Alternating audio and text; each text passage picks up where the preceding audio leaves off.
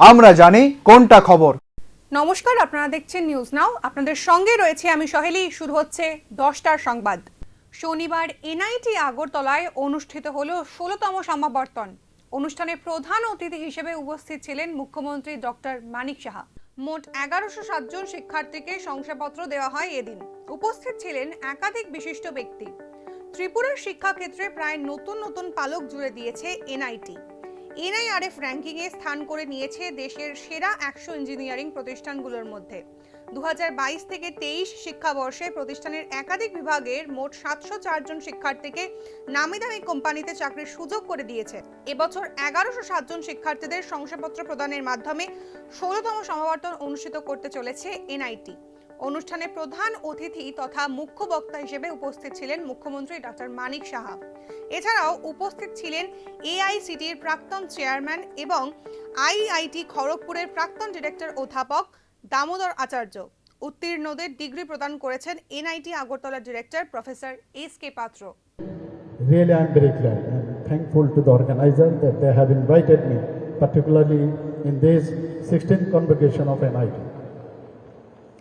I have something to say before you, and the students who have been conferred with degrees and other masters and all, they will remember this day forever as long as they are in this art, and you will feel the nostalgic, I am sure, and these days cannot be forgotten. Today is the day we reckon the achievements of the graduating class. Your dedication, resilience and spirit have brought you to this defining moment.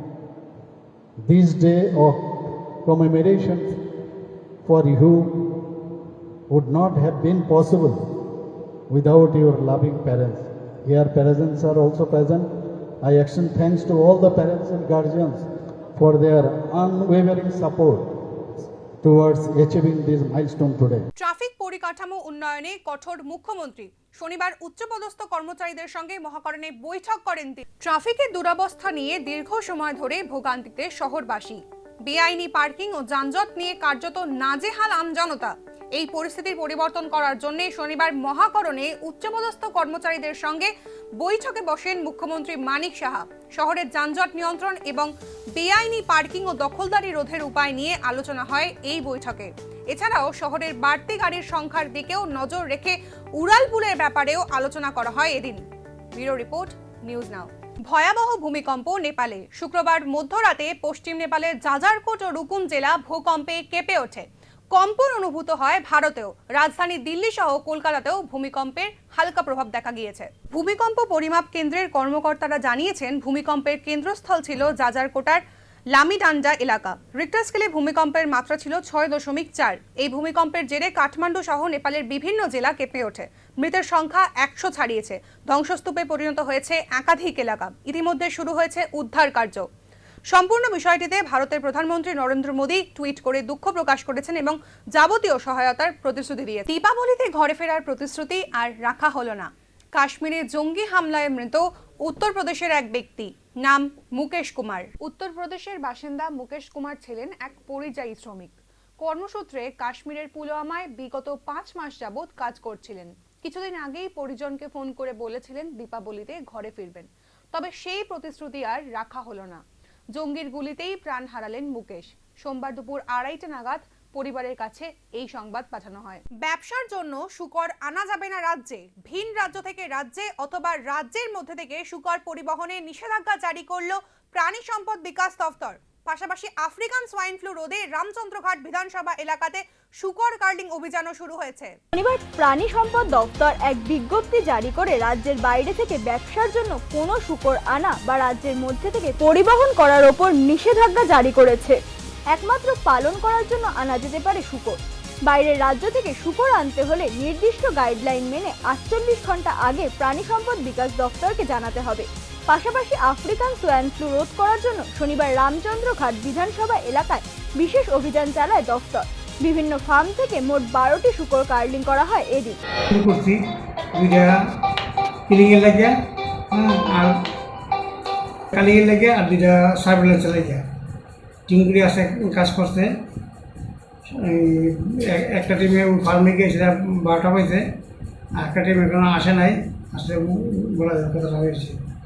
আর কালকে আমরা farm এবং অন্যান্য যে বাড়িগুলিতে পাওয়া গেছে এগুলি cleaning এবং disinfection করব। শূকর এবং শূকর পালনকারীদের হিতার্থে এই সমস্ত উদ্যোগ গ্রহণ করেছে প্রাণী সম্পদ বিকাশ দপ্তর। আমদানির ক্ষেত্রে নির্দিষ্ট প্রোটোকলের উপর জোর দিচ্ছে দপ্তর। আগামী দুদিনও কার্লিং এর কাজ চলবে বলে জানা গেছে। Bureau report, news now, Agartala. বিশালগড়ে মাদক দ্রব্য সহ গ্রেফতার 3 যুবক। শুক্রবার করুইমুড়া বাজারে অভিযান চালিয়ে এই 3 যুবককে আটক করে পুলিশ। তবে গ্রেফতারের সময় পুলিশের চোখকে ফাঁকি দিয়েই পলাতক হতে সক্ষম হয় আরেক নেশা কারবারি। বিশালগড় থানার ওসি তাপস দাস শুক্রবার রাতে জানায়, গ্রেফতার করা যুবকদের থেকে 7 গ্রাম হেরোইন, 120 কন্টেনার ব্রাউন সুগার, নগদ অর্থ এবং একটি রেশন কার্ড উদ্ধার করা হয়েছে।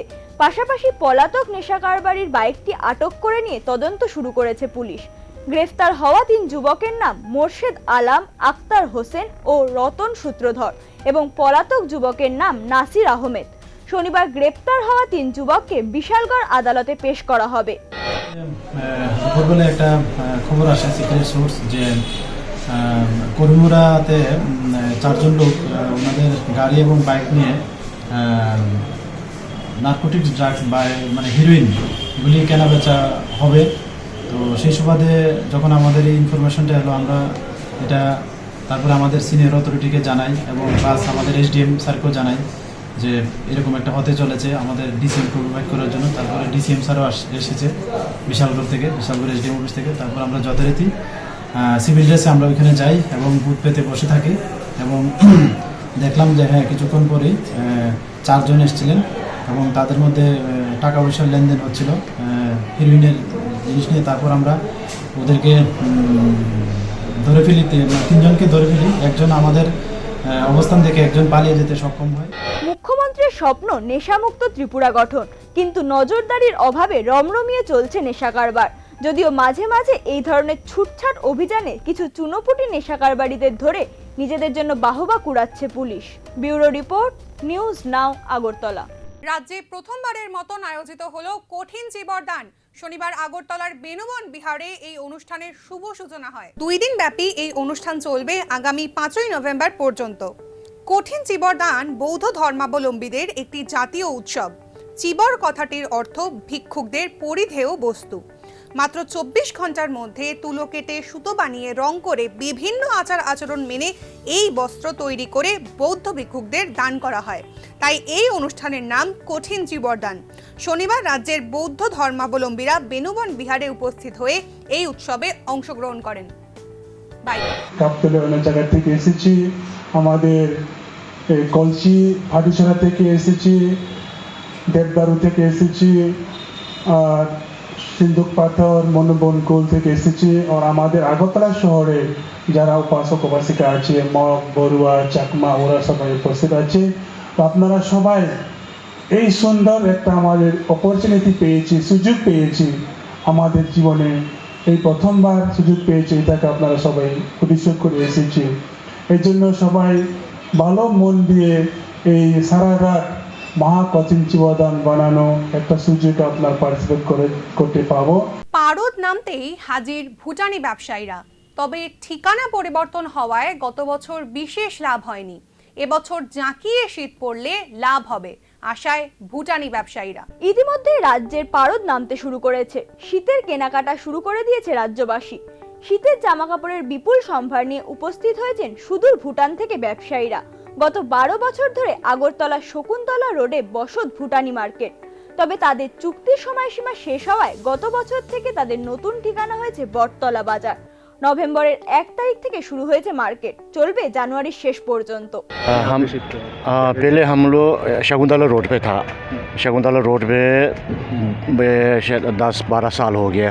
अभी वहाँ हम लोग को एग्रीमेंट था 10 साल के, वो ख़त्म हो गया। फिर वहाँ भी दूसरा वो घर वगैरह ऐसे मार्केट बनाया था, इसलिए हम यहाँ पिछले साल से यहाँ आया।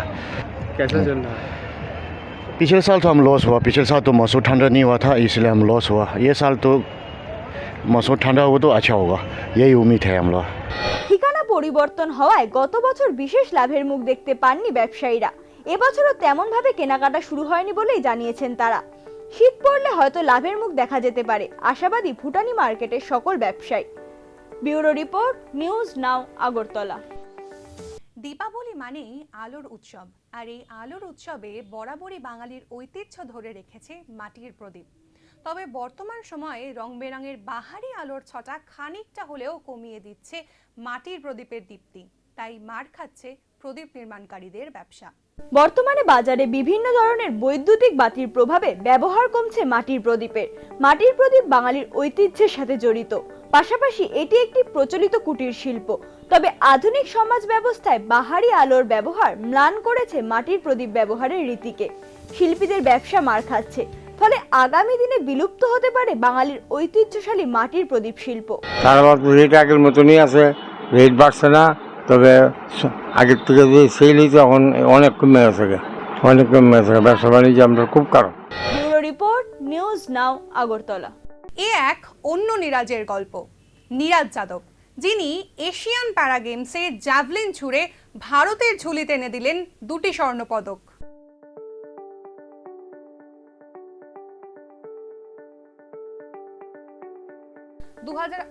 এশিয়ান প্যারা গেমসের 2022 এডিশনে পুরুষ F55 বিভাগে স্বর্ণপদক জয় করেন নিরাজ যাদব। 33.69 মিটার দূরত্বে জ্যাভলিন ছুড়ে নয়া রেকর্ড গড়েন তিনি, যা তার পূর্ববর্তী রেকর্ড 33.69 মিটার দূরত্বে জ্যাভলিন ছুড়ে নয়া রেকর্ড গড়েন, যা তার পূর্ববর্তী রেকর্ড 29.84 মিটারের থেকে বেশি। ব্যুরো রিপোর্ট, নিউজ নাও। শনিবার পশ্চিম ত্রিপুরা জেলা স্কুল স্পোর্টস বোর্ডের উদ্যোগে গঠন করা হয় অনূর্ধ্ব 14 football team. Ranibazar HS school মাঠ প্রাঙ্গণে অনুষ্ঠিত হয় এই বাছাই পর্ব। Jirania sub division youth and sports department আয়োজিত অনূর্ধ্ব 14 ফুটবল দল গঠন করা হলো শনিবার। 3 মহকুমা দল, জিরানিয়া, মোহনপুর ও সদর মহকুমা দল থেকে এই ফুটবলারদের বাছাই করে নেওয়া হয়েছে।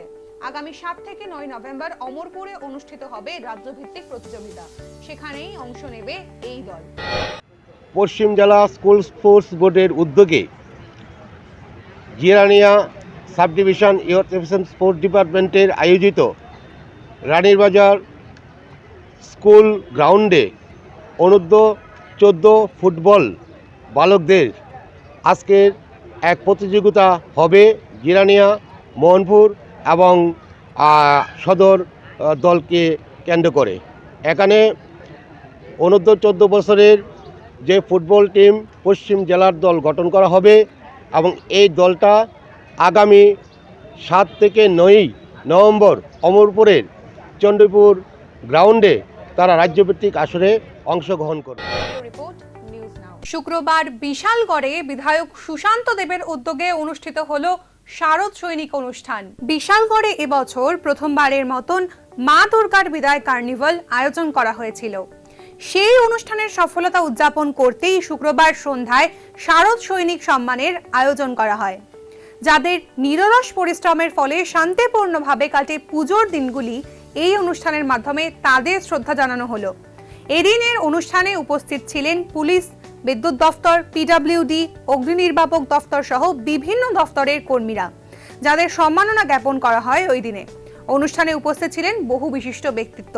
সুন্দরভাবে কাটিয়েছি এবং বিশালগড়ে প্রথমবার অনুষ্ঠিত হওয়া যে কার্নিভাল আমরা খুব ভালোভাবে সাকসেসফুলি আমরা করেছি। আপনাদের সকলের অক্লান্ত পরিশ্রমে আমরা প্রত্যেকটা দুর্গাপুজো বলুন, কার্নিভাল বলুন, একদম সুশৃঙ্খলভাবে আমরা সম্পন্ন করতে পেরেছি। আমরা জানি আপনারা নিজের অনেক কিছু স্যাক্রিফাইস করে আপনাদের ফ্যামিলির সঙ্গে সময় দিতে পারেননি। আপনারা সবাই সারা রাত্র পর্যন্ত অক্লান্ত পরিশ্রম করেছেন। আমার ইচ্ছে হলো বিশালগড়ের বিধায়ক হিসাবে আপনাদের সকলকে সম্মান জানানো, কারণ এটা আমার নৈতিক কর্তব্য, দায়িত্ব।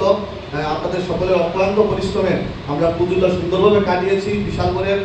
এবার আজ নিউজ এই পর্যন্তই। পরবর্তী আপডেট পেতে চোখ রাখুন নিউজ নামের পর্দায়।